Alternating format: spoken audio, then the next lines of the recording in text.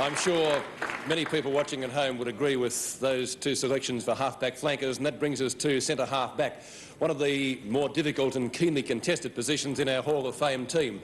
The three final nominations are from Hawthorn, Peter Knights, from St Kilda, Brownlow medalist Neil Roberts, and from Geelong, Peter Walker. The soaring leap of Hawthorn's Peter Knights has thrilled football fans for 12 years, but led to his greatest personal disappointments.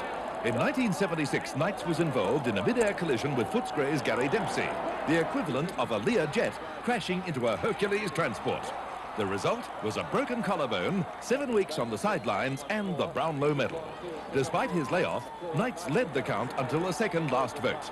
From his first game as a schoolboy in 1969, the blonde centre halfback has been one of football's most colourful and dashing players, and one hopes he'll continue to be.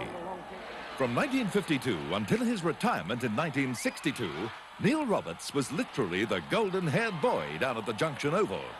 He joined the Saints from Melbourne High School Old Boys after winning the amateur best and fairest, and played a handful of games as a forward in 1952. It was to be at centre half-back, however, where he excelled. He was winner of the Brownlow medal in 1958, polling 24 votes to defeat Hawthorn's Brendan Edwards by 2. Peter Walker had few peers at centre half-back during the mid-60s. Walker joined Geelong from Biak and established himself as one of the classiest defenders in the game. Although relatively short at 6 feet, Walker managed to stand out in a team that boasted talent of the stature of Farmer, Goggin, Marshall and Lord. A regular state defender, Walker was Geelong's best player in 1965 and always a consistently good player in finals matches. Well, our centre half-back is... After the tally of votes, the selection for centre half-back, Peter Knights.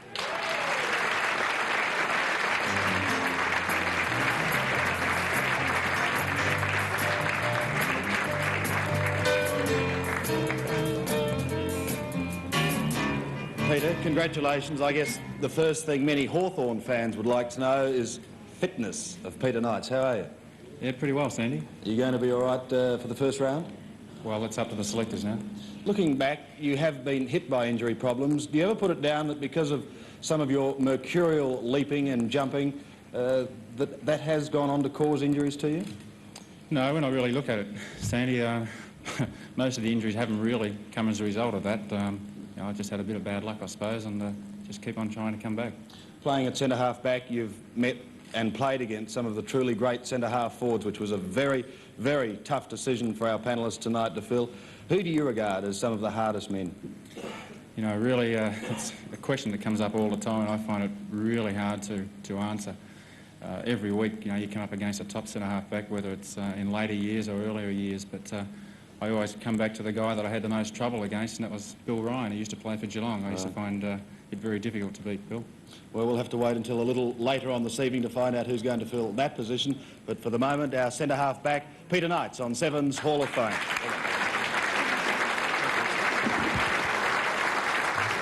Good on you, Peter. Congratulations. Let's check the board now in Seven's Hall of Fame. We have John Beckwith in the back pocket, Jeff Southby at full-back, the other back pocket to be named later on. And our half-back line is complete. Bruce Doull, Peter Knights and Kevin Murray. And